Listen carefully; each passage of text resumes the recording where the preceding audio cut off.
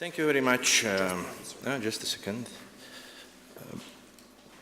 Title of my presentation is Black Box for Provision of Human Rights, Latvian case. And probably my presentation will be more practical because I'm a very active ombudsman and I will present you only few elements of my everyday work and how I'm trying to reach some aims. Yeah, thank you very much. Excellencies, honorable justices, dear colleagues, ombudspersons, dear ladies and gentlemen. I would like to start my presentation from a practical exercise. Yeah. Here you are. Here you can see a regular square composed of segments that from another 4 squares. Please shift 4 lines to get 3 squares. You will wonder, what sense does it make? And the answer is, this is an illustration of the challenge we are facing and the solutions we are seeking in the protection of human rights. The work of ombudsman may be compared to some extent to a black box with the specific situation on the one hand. On the other hand, human rights standards. The challenge is therefore to find solution to the problem situation because the traditional approach and methods are not always suitable. I will therefore focus my presentation on 3 aspects: involvement of society, new methods of work, and experts. I suppose everyone here shares my belief in the importance of human rights. You nearly every time when I meet my colleagues from other countries and speak frankly about the issues we are facing in our everyday work, I heard from them that governments and politicians not always listen to the advice and recommendations made by ombudspersons. Instead, various excuses are proposed, starting from budget restrictions and up to different matters that need to resolve as priorities. You will share my opinion that in spite of the fact that our countries have ratified and committed to observe the international human rights instruments, we are still facing certain opposition from the policy makers and the ruling elite.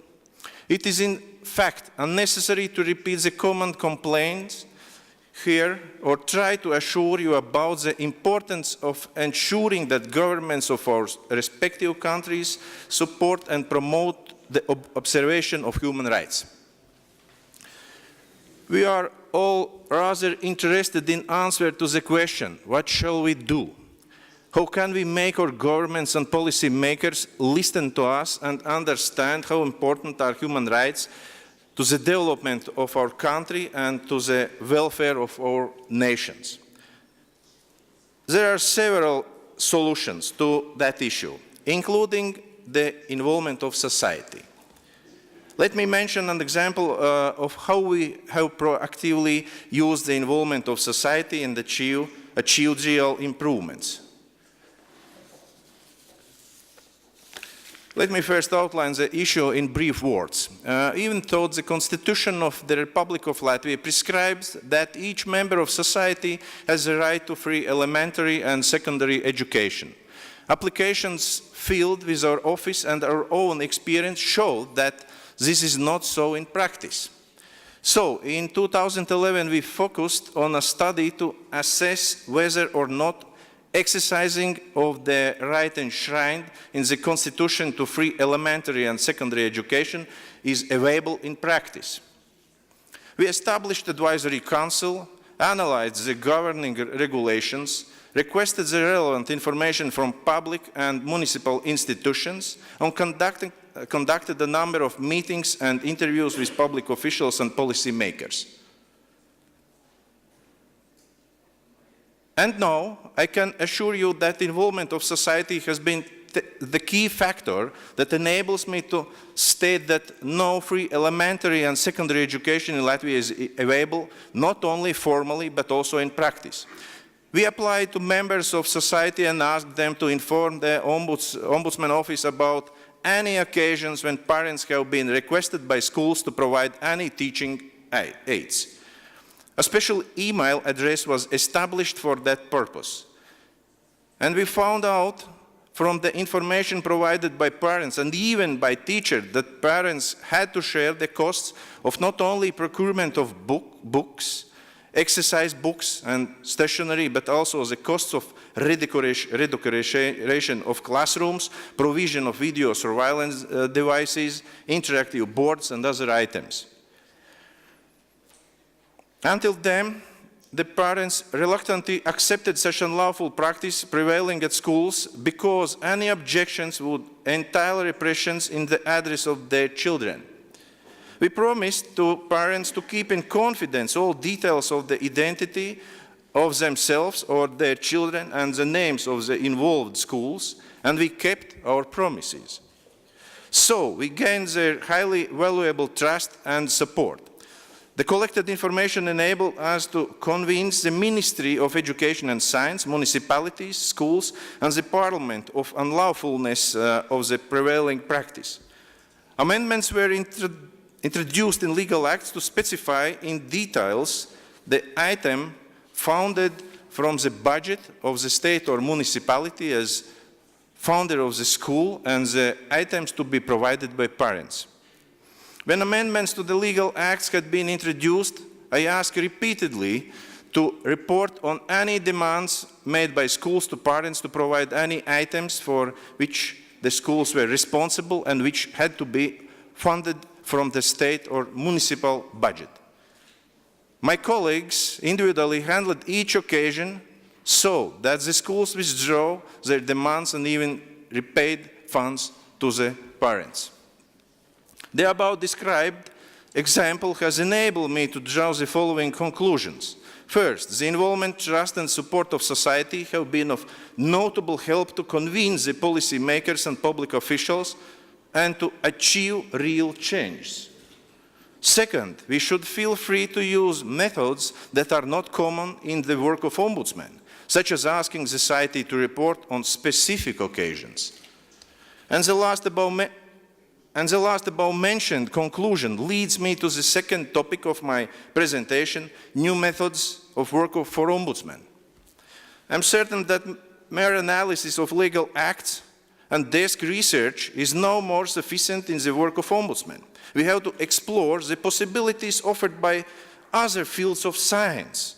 It is true, however, that we use of new methods of work, we can be challenged and step beyond the border of the comfort era. I would like to share my experience in a certain inspection case where we used an approach that had been never before used by our office. Let me first outline the essence of the problem. In early 2013, when we conducted monitoring in Ventspils, one of the largest cities of Latvia, we found out that ethnic classes for Roma people were still operating Ventspils night shift secondary school, and we were also informed of similar ethnic classes established for Roma children at Kuldiga primary school. We investigated the situation and concluded that educating Roma children in separate classes was ineffective and entitled difficulties for Roma people to continue education at secondary schools and universities as well as to enter labor market. In other words, they were segregated. The above described situation served as an impulse for further study to find out what was the situation of other national minorities in Latvia. Polish, Serbian, Ukrainians, Belarusians, Estonians, Lithuanians, and others. So, in late 2013, we conducted due diligence at schools that provided educational programs for national minorities to identify how is the constitutional rights of national minorities to preserve and develop their peculiar language, ethnicity, and culture ensured at schools. We studied that governing regulations and identified the need to conduct factual studies as well. So we used the opportunities provided by social science and interviewed principals of 49 schools, conducted 215 on-site monitoring visits at classrooms, and interviewed over 3,000 children, representatives of national minorities. The whole work was completed by our own efforts, and most of the staff of the Ombudsman office was involved. What conclusions can be made from the described example? First, study of legal acts alone would not enable us to identify that governing regulations in Latvia are adequate and shortcomings are present in the practical implementation. Second, it may be useful to explore approach never used before. Third, knowledge of the method of study is required, including the specifics, strengths, and weakness, because the opponents who frequently pretend to be experts can be expected to contest our selection of the method of study if they can find no arguments to contest the findings. And here we have arrived to the third focus of my presentation to experts. The belief that we should know everything is rather utopian. Ideally, each individual specialized in a certain field consults the specialists or experts in the respective area on any other matters whenever appropriate. Speaking about experts, it is crucial to establish the understanding of expertise, namely to formulate the grounds on which a person can pretend to be an expert. Is it education, knowledge, and experience in the given field? Or is it just a desire to be treated as an expert or a label attached by some person or media? What about the impartiality and interest of an expert? I suppose these are the risk factors to be properly assessed in the work of ombudspersons. The earlier mentioned example regarding the education of national minorities has demonstrated the need for expert knowledge, in particular regarding the methods of study on the one hand. While on the other hand, we need to be prepared to the possibility that other people who just pretend to be experts would present their different opinion, which in fact is not an opinion of a real expert.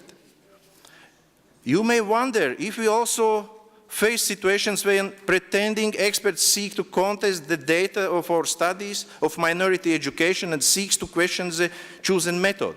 Yes, we do. You may also wonder if I would use the same method against to study the situation in minority education. Again, yes, I would. Experts can be and should be used in our work, provided that the expertise of such experts is duly established in advance. To summarize, the described involvement of society, use of new methods in the work of ombudsmen, and engagement of experts, it is my opinion that if the described opportunities are explored and different other opinions are identified, we can withstand the situation of so-called black box and find solutions of problem situations to ensure compliance with the human rights standards. And do you remember the exercise in the beginning? Here is the correct solution. Looks quite easy. And conclusion is that challenge open new opportunities to improve and better protection of human rights. Thank you very much for your attention.